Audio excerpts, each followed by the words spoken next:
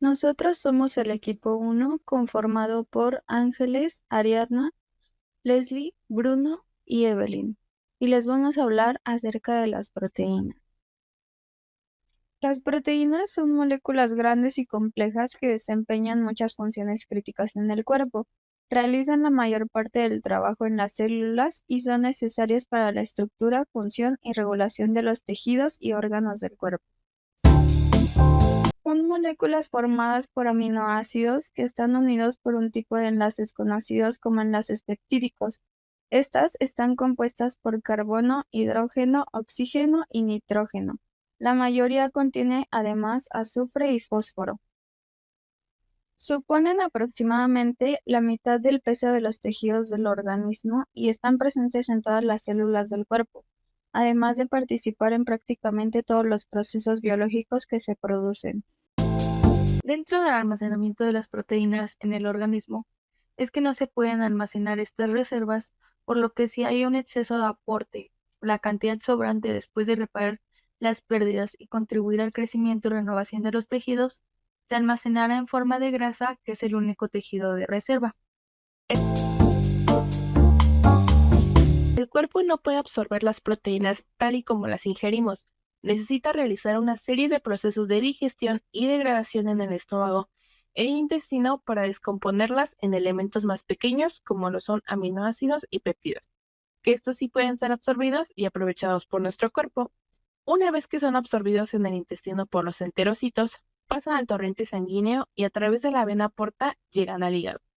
El hígado es el encargado de realizar las funciones de transaminación, desaminación oxidativa y el ciclo de la urea.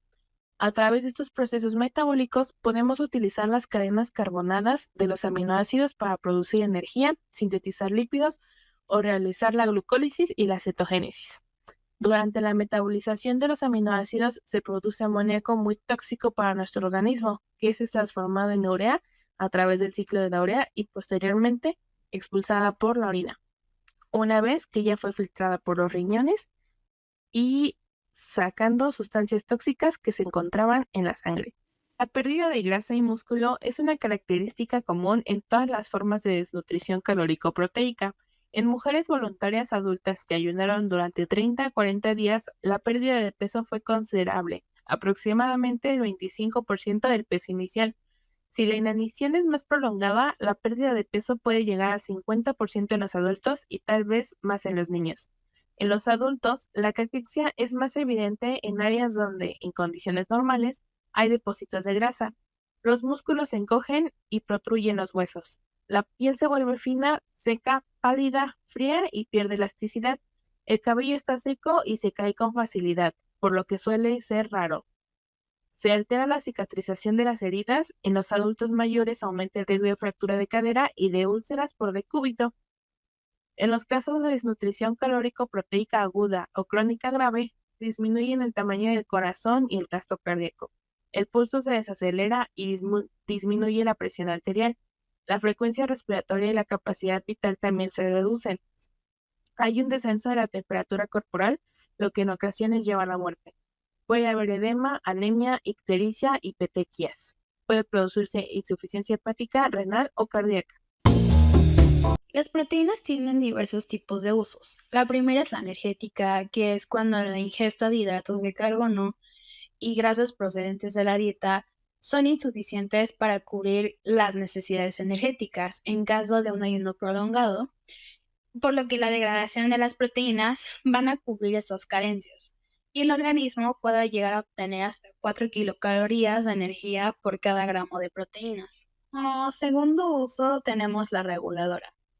Muchas de estas macromoléculas hacen posibles procesos vitales para cualquier ser vivo, como es la respiración o la digestión. Pero hay proteínas, como por ejemplo la insulina o la hormona del crecimiento, que estas están implicadas en la regulación de muchos procesos en el organismo. Como tercera tenemos el transporte. Por ejemplo, la hemoglobina se encarga de transportar el oxígeno, la albúmina transporta ácidos grasos libres o las lipoproteínas que conducen el colesterol a través de la sangre. Otras, como las glucoproteínas, llegan a las membranas celulares y estas se entregan para realizar la función de resubir sustancias determinadas. Como cuarto tenemos defensa. Este tipo de proteínas ayudan a las defensas del cuerpo protegiendo al organismo de ciertos agentes extraños o exterminando. Un ejemplo sería las inmunoglobulinas, que localizan y eliminan las moléculas que provocan infecciones o intoxicaciones. La quinta es la enzimática. Algunas proteínas realizan trabajos biocatalizadores, por lo que hacen posibles y aceleran en muchos casos las reacciones químicas que se dan en el cuerpo. Y por última es la homeostática. Estas macromoléculas son las encargadas de mantener el pH sanguíneo en niveles adecuados para la salud.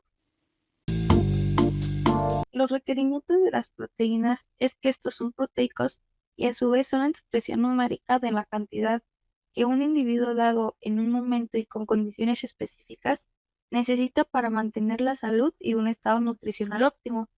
Las necesidades de los nutrientes son individuales, sin embargo, colectivamente tienen una distribución de manera que se pueden calcular el promedio, la desviación estándar y otras expresiones estadísticas. Como ejemplo, tenemos la ingesta diaria recomendada de proteínas según la OMS, que es de 0,75 gramos por kilogramos de peso por día. Es decir, que si uno pesa 70 kilogramos, debe comer 52,5 gramos de proteínas al día. Podemos decir que en promedio los hombres deben de ingerir 55 gramos al día y las mujeres 45 gramos al día. Gracias a ellas se forman los tejidos, las enzimas, las hormonas, los anticuerpos y algunos neurotransmisores.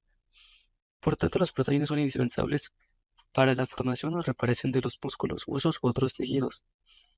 Algunas proteínas funcionan como enzimas que facilitan las reacciones químicas del cuerpo. Otras trabajan como transportadoras que llevan nutrientes, como los lípidos, lipoproteínas, vitaminas o minerales. Ciertas hormonas son de naturaleza proteica, como la insulina y el glucagón, que participan en el mantenimiento de los niveles óptimos de azúcar en sangre. Las proteínas también tienen una función reguladora, permitiendo la expresión de algunos genes o regulando la división celular. Otras de las funciones de las proteínas es la defensiva mediante la formación de anticuerpos y lucha contra antígenos agresores para impedir la enfermedad.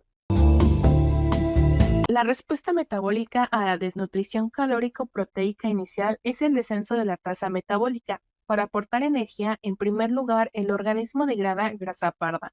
Sin embargo, más tarde, cuando estos tejidos pierden sus reservas, el cuerpo puede usar proteínas para obtener energía, lo que conduce a un balance negativo de nitrógeno. Después se degradan las vísceras y los músculos y se pierde peso. Esta pérdida de peso de los órganos es más marcada en el hígado y el intestino, en el corazón y los riñones y en menor cantidad en el sistema nervioso. Los síntomas de desnutrición calórico-proteica moderada pueden ser generales o afectar a sistemas orgánicos específicos. Son frecuentes la apatía y la irritabilidad. El paciente presenta debilidad y disminución de su capacidad de trabajo. El estado cognitivo y en ocasiones la conciencia están alterados. Se desarrolla una deficiencia temporal de lactosa y acloridria. La diarrea es frecuente y puede agravarse por la deficiencia de disacaridasas intestinales, sobre todo la lactasa. Hay atrofia del tejido gonadal y por último, esta puede causar amenorrea y pérdida de líbido en hombres y mujeres. La acidificación del cuerpo causada por el exceso de proteínas está ligada a la alta saturación del sistema ácido úrico. Este compuesto provoca el debilitamiento de la condición y el funcionamiento de los riñones y el hígado, que son responsables de los mecanismos de limpieza. Una ingesta elevada de proteínas puede dar lugar a un alto nivel de metabolitos proteicos en la sangre y luego provocar su acumulación en, por ejemplo, los tejidos blandos o las articulaciones. Esto aumenta el riesgo de desarrollar gota, que es una enfermedad reumática con fuertes dolores en las articulaciones. El amoníaco, que es uno de los metabolitos de las proteínas, tiene un olor característico e intenso. El aumento de su nivel provocado por el exceso de proteínas en la dieta puede provocar un olor desagradable en el sudor y la orina, mal aliento y gases intensos. También cabe recalcar que el exceso de proteínas acumuladas en el intestino sufre procesos de putrefacción lentos. Esto a su vez provoca la formación del amoníaco mencionado anteriormente, que aumenta el riesgo de cáncer gastrointestinal.